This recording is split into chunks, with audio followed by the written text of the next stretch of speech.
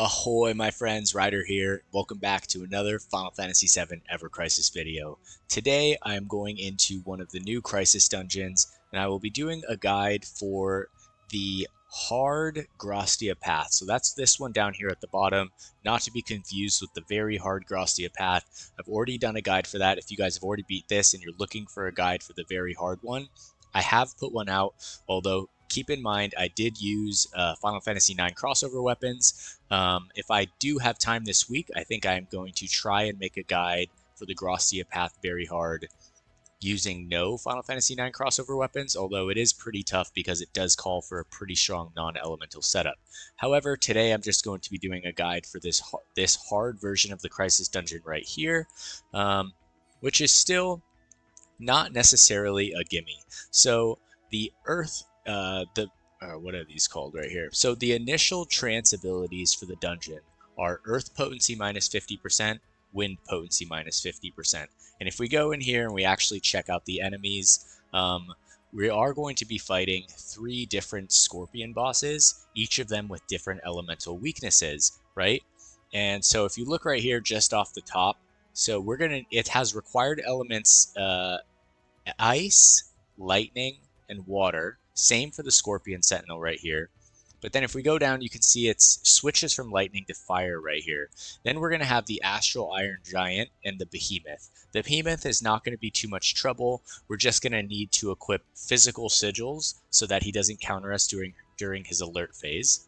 Alright, the Astral Iron Giant is going to be the final boss of the fight, although he's going to be resistant to all elements, so we are going to have to equip some non-elemental weapons to deal with this fight. Other than that, we are going to be dealing with these 3 different Scorpions. Now, the more tricky thing about them is that each one of them is accompanied by these Rangda creatures. Each one is their own element, and for those of you who have fought them before, you know that they start casting right at the beginning of the fight, whatever it is that their element is, dance. And these can hit pretty damn hard. So we're going to be focusing on taking out these Rangda as quick as we can every single time, and then focusing on each of the bosses. So that being said, we know that we're going to need ice, lightning, and water, I believe right here, to take these out, along with speccing water, lightning, or ice, and then fire for the last boss fight.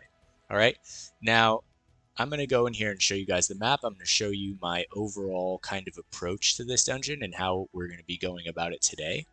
So we're going to start off, there's a group of random enemy encounters right here. The second group of enemy encounters is somewhere up here, up in this zone. So we're going to keep that in mind later on in the dungeon. The first thing we're going to do is go up here and take out this blue Assault Scorpion. It's going to be weak to fire. After we take that out, we're going to try and rebuild our limit breaks if we don't have them. So we're going to come over here, we're going to take out the Behemoth second. After the Behemoth, we're going to go over here and we're going to take out the Yellow Scorpion. After the Yellow Scorpion, we'll come over here and take out the red one. And then last but not least, we're going to come out here and take on the Astral Giant. Alright, so what team are we bringing in today? I wanted to put together a team with characters that I haven't really been using lately. So I decided that I was going to bring Red 13 and Zack into this fight. And I'm bringing them for 2 different reasons. So for Red 13, I'm bringing him because he has a great lightning peril weapon that I honestly don't get to use too often. Don't be alarmed if you don't have it at a high OB level. If you're just imperiling it down to low or even mid, which you can do I think at base 5-star, it's going to work just fine. You could also use Yuffie. She has another lightning imperil weapon. And so yeah, that's going to be why I'm bringing Red 13. Also, by equipping the Seaside Caller, we are going to get the X Sigil boost right here, which is going to help us for taking down all the bosses, because if you noticed, each of them require X Sigils. Now, if we go look at our characters, I do have an X Sigil on Red 13, an X Sigil on Aerith, and then we're not running one on Zack.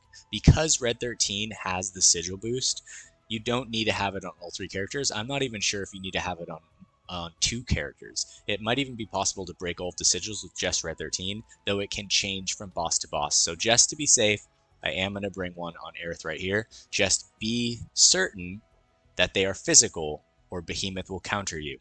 Alright, other than that, I'm going to go through the rest of the materia, then go into each of the individual character builds. So for Red 13, I'm bringing a Cura right here, mostly for the physical attack and just to have a little extra healing. On Aerith, I'm going to be bringing a Heliosuna Poison, because this boss right here, I believe it's him, the first boss we're going to fight, can inflict poison, right? So you're going to want to bring some way of dealing with it. He's going to cast it twice in the fight, more or less. So, and not directly back to back, but pretty close. So having Healing Asuna Poison on at least one character is highly recommended. All right.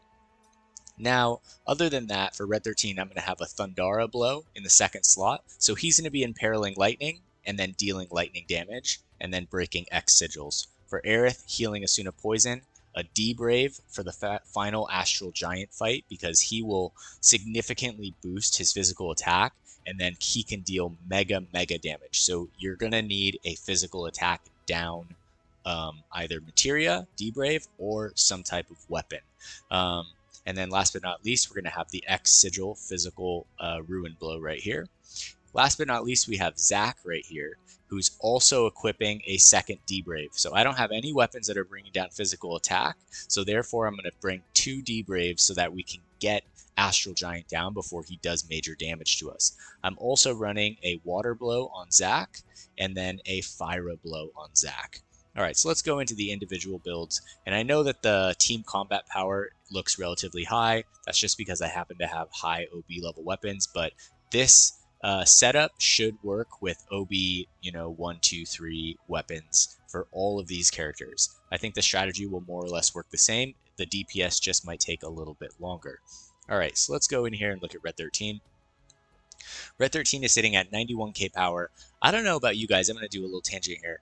Red 13, there's something about his combat power where it's just naturally high. I don't know if you guys have noticed it, but he's just always had, like, if I wanted to get him super high, I can get him the highest combat power out of any other character that I have built, even though I have characters with better weapons, better OB levels. I don't know what it is.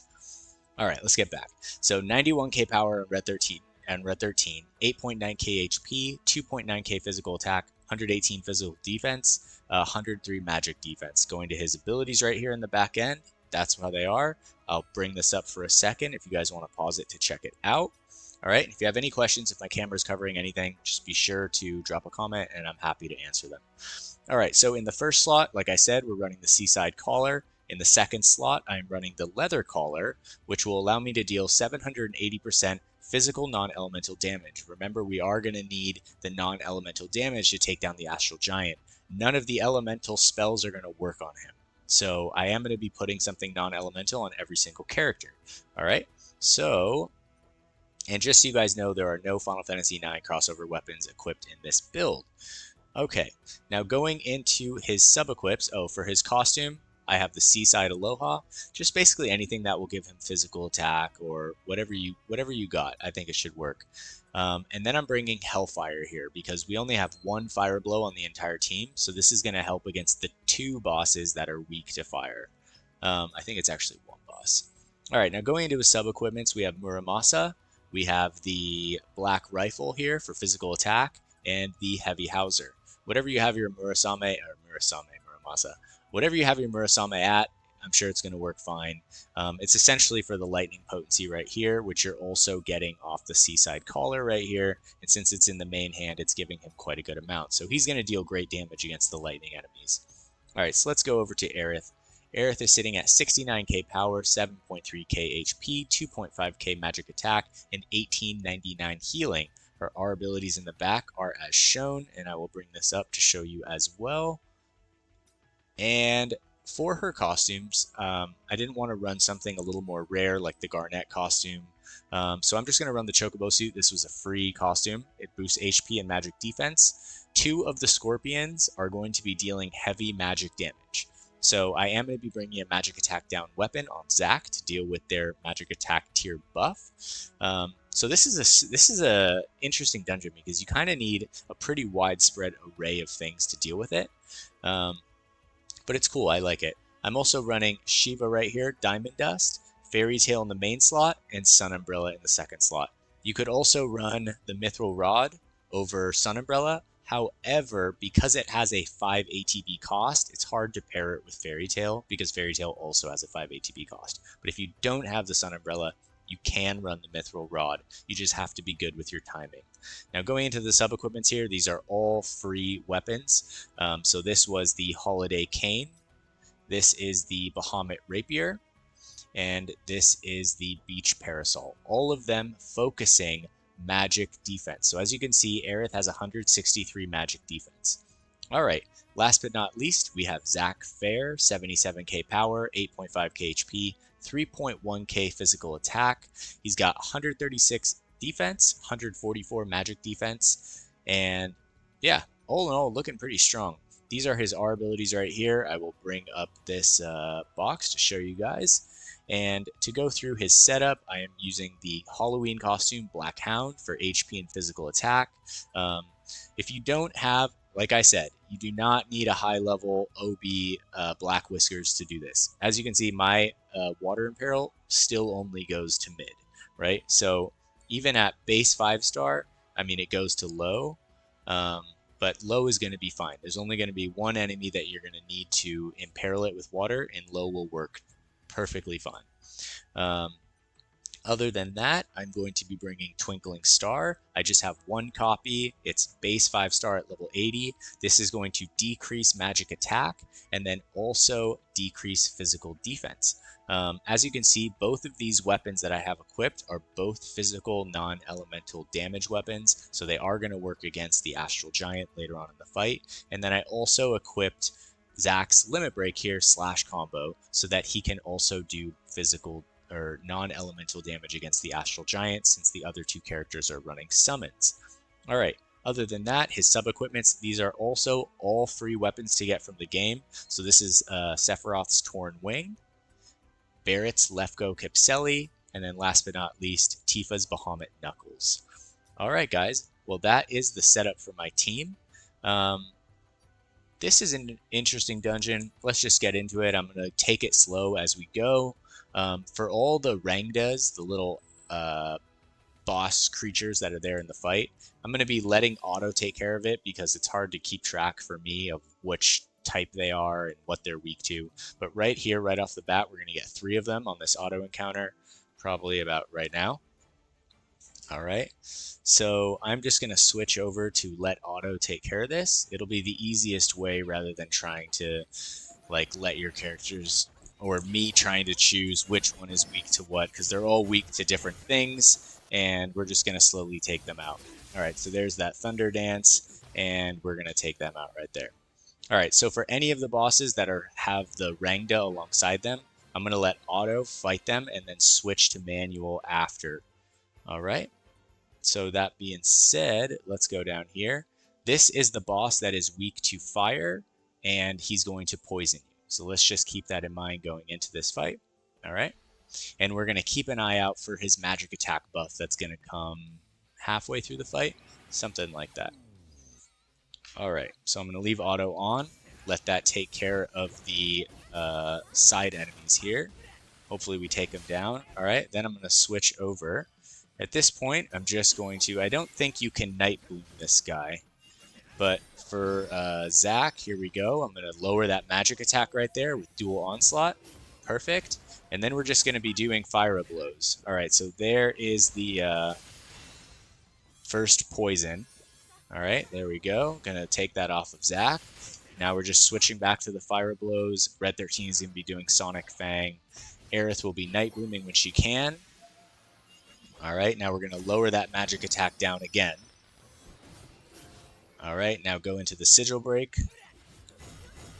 Red 13 is going to take this down super easy. There we go. And going back into the fire blows. I did have a fire breach equipped to deal with this. However, I needed 2 D-Braves to deal with the Astral Giant, so it is what it is. All right, and let's switch over. All right, so he's going to lower the magic attack right there. We're going to take the first tail laser. All right, I honestly think this is the hardest fight. Okay, switching back, and let's go. He just took a decrease in power. And I'm just going to go straight into Hellfire right here. I'm going to leave the slash combo for Zack. I think Hellfire should be able to take it down. But as you can see, having the Helion Suna Poison, having the magic attack down weapon, makes this fight a whole lot easier. Alright, so let's just take this guy down once and for all. And we should be pretty much good to go in 3, 2, there you have it. Alright, so that was the blue Scorpion. Very similar to the yellow Scorpion, because they're both going to increase their magic attack, except that's the only one that's going to do poison damage. Alright, so there's the first fight out of the way. Crisis level is at 1. Okay. Alright, so for the first trance ability, we can take physical magic attack plus 15%, ice potency, lightning potency plus 50%, or magic defense plus 50%. I think I'm going to take the physical magic attack. However, if you don't have a magic attack down weapon, you can take the magic defense. It'll help you on the next Scorpion. Alright, so let's go in here and check what we want to do. Alright, so here is the next Scorpion right here, the yellow one. Alright, so this is going to be another one. It's going to grant water resistance up, water wall, etc. I think I'm going to take this one down next. So it's going to be weak to water. I just like to remind myself because they can be confusing. There's so many different elements going on this map. So I'm just going to run straight into it.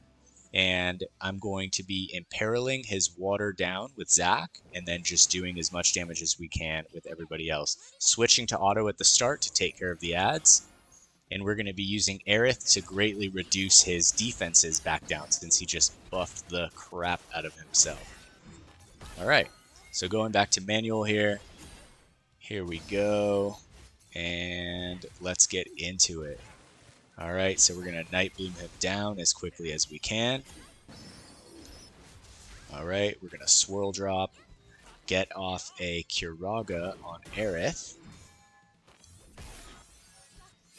Alright, now I'm going to check something really quick. I want to know what his resistance is. Okay, so it's lightning, so we can use any of our summons right now. So, that being said, is his water imperiled? I'm going to take that down to mid. Alright, go straight into the limit breaks right here. Alright, looking good. Okay, sweet. So he's almost down to half health. Should be after this Diamond Dust. Then we're going to break his Sigil. So I'm going to switch to Red 13. He is the one for the job when it comes to breaking X right now. Alright. And it looks like we are good to go. Alright, now I'm just going to be spamming Water Blow with Zack, and he is done. Yellow Scorpion down. So we just have the red one left to beat, the Behemoth, and then last but not least the Astral Iron Giant. Alright, so let's see what the trance abilities are going to be for this fight. But I think those two are the hardest bosses that you have to take down, other than the Astral Iron Giant. Everything else is going to be pretty mellow, especially with Red 13. Alright, so we're not going to take the Fire Potency because we don't need it. So I'm just going to take the physical magic attack up right here. Alright, and I'm going to run back over here, and we're going to take down the Behemoth next. Alrighty, so let's get back over here. Now, you can note that right here in this chest are 2 tents. So if you're getting too low right here to beat the Behemoth, you can beat the Behemoth second, get the tents so that you don't have to deal with being low on health right here. I think that I'm okay. I'm not going to use a Mega Elixir right now. And we have everything set up to take this guy down. We're not going to be countered by his alert, so it's going to be no problem. Alright, so here's the Behemoth. I'm just going to kick this off, and we're just going to go straight into it. Alright. Can't really debuff him in any way, pretty sure. Alright.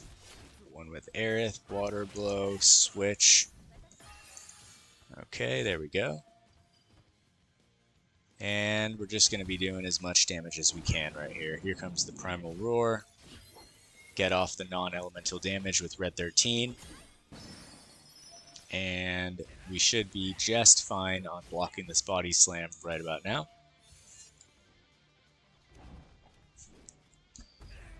Alright, so it does a little bit less than 2,000, so nothing crazy. We're just going to keep up the damage with everyone. I think that with Aerith, I will do 1 Curaga. Alright, here comes the alert phase. This should be no problem at all if you guys set up your sigils right. As you can see, it says he has a magic counter right there. That's why we equipped all physical rune blows. Alright, and that just about does it. The fight should be basically done right now. Alright, so there's the Behemoth. That's the third boss of the fight. And we got 2 left. Let's see what the transability is here, and I'll give you my suggestion on what I think would be the best one to take. Alright, another 30,000. I think that 31,000 is probably about the best you can get. Alright, so there's the Behemoth. He is down. So we have physical attack up duration, magic attack up duration, and physical defense, magic defense up duration. So we don't have any of those buffs in our kit. So I'm just going to take this one because it doesn't matter. But if you were using Mithril Rod, it would definitely be the third one that we just chose. That would be greatly helpful. Alright, so there's the 2 tents. Now we're going to come over here to this Scorpion. However, before we fight it, I am going to use one of these tents. Alright, and this guy is going to be weak to lightning. So it's always good to check which one they are. Like I said, the colors get confusing with so many Scorpions in this fight. Alright, going to switch back to auto. Take out these guys right here. Alright, there we go. And I'm going to go straight into some damage right here. And then we're going to take the Hell Laser pretty quickly right after this. You got to keep in mind he is charging that. He starts charging that right at the beginning of the fight. He is going to be resistant to fire. That's unfortunate, but I do not believe he is going to be resistant to ice. Alright, there's Zack's slash combo. Here comes Diamond Dust. Beautiful. Alright, so about a third of the way down his health. We'll Night Bloom him right here. And block that. Alright, so here comes the Tail Laser. It's probably going to do a fair amount of damage. Oh my gosh. Wow. A huge amount of damage. I'm going to stay on blue for a second, get a couple heals. We're going to imperil his lightning right here. Get off a Curaga, and then we're just going to roll straight back into the damage. I'm going to Power Fang him one more time, get that imperil to high, and then we're just going to roll straight into the Thundara blows, and we should be able to get him down quite quickly. Alrighty. As you can see, he also has a magic counter, so the physical sigils are going to serve you well in this fight. Alright, there you have it. So I didn't even worry about breaking the sigils right there. I just wanted to take him down. You don't need to worry about healing up at the end of the fight because now there's only the final boss left, and we're going to pop a Mega Elixir before we fight him. Alright, so that was the 4th boss. Let's get our last trance ability, fight the last set of ads, and then get this dungeon done with. Alrighty, let's see here. So water potential is going to be not useful. Physical defense, however, I think is going to be very useful. However, the physical attack is also going to be handy because the Astral Iron Giant is always quite tanky. So I think instead of taking the physical defense, because I put on the 2 D-Braves, I'm going to go for the attack. So we're going to be able to deal with it pretty well. We should fight one set of encounters, maybe right up here. One set of random encounters, or they're back there and we somehow skipped them, although I think they might be right here. Oh, they're not. So actually, if you take that pathing that I did in this video, you're going to be able to skip that second set of random encounters. Alright, so I'm just going to use a Mega Elixir. It'll pop all their limit breaks, summons back to full, all of their ATB gauges. For the power and magic jellies, of course, we're going to put 2 power jellies on Zack and Red 13. I'll put a magic jelly on Aerith. And then I'm going to put one more magic jelly on Zack just because he's running slash combo his limit break, which is affected by physical and magic damage. Alright, so that being said, let's take down this Astral Iron Giant. Alrighty, here he is. Let's go. Alright, so I'm going to Night Bloom him. I believe it does work on him. But no elemental damage is going to work whatsoever on this guy. Just keep that in mind. So you're going to be doing all non-elemental damage. Okay, here we go. Alright, I'm just going to let the ATB save up right there. But it looks like we're doing pretty good damage. It looks like we got him about a third of the way down already. But as you can see, he hits pretty damn hard. Alright, and now we're just going to roll straight back into it. Okay, so now is the point in time where you're going to want to debrave him as quickly as you can. Alright, so I'm going to debrave him with Aerith and with Zack. Here we go. Okay.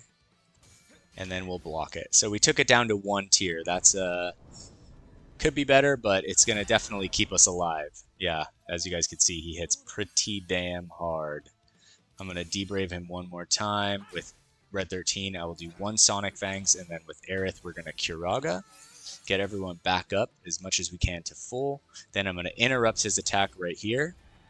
I'm going to use the summons, not because they're going to do damage, they're going to barely do anything, but so that I can get up the limit break combo bar to 1.25, which is going to allow Zack to hit a lot harder. The summons aren't going to do anything. He's going to do 1 damage. 1 damage for each summon, so, like, not very much. Alright, so there goes Diamond Dust. He's down to about a third of his health left, and we're just going to try and burn him down to the ground. Alright, so we'll go into the Swirl Drop. You can block those. His attack animations are very slow, so you don't have to worry too much. Alright, there you go. But just try and stay alive, keep your HP high. I wouldn't get too risky with this guy. He can hit pretty damn hard. Alright, I'm going to use the Curaga right here. Alright, and we're going to take him down right now. Alright, there you have it. There is the Grastia Path on hard. Probably the hardest regular Crisis dungeon that I've done so far in the game. This one was definitely a step up. Just because it's kind of complex in what it calls for. But I think that's pretty fun, and I love being able to bring Red 13 and Zack out into the action. I love Cloud, Aerith, Tifa, and Sephiroth, but using them over and over and over and over and over again, I feel like takes away from the point of even having other characters in the game. So I wanted to make, and I think I'm going to try and do this more with my guides, is bring more of these characters in. So there you have it. There is the S+ ranking on the dungeon. If you guys have any questions regarding a build, if you don't have a weapon that I have, you know, anything at all, I'm happy to help. I love making these guides. I love Final Fantasy. This game isn't always like the best, but it is pretty damn fun for what it is, and I'm appreciative of it. That being said, I'm also very appreciative of you guys. So if you liked this video, drop a like, leave a sub. Thank you very much for watching today. Hope you all have a wonderful day. Take care, and peace.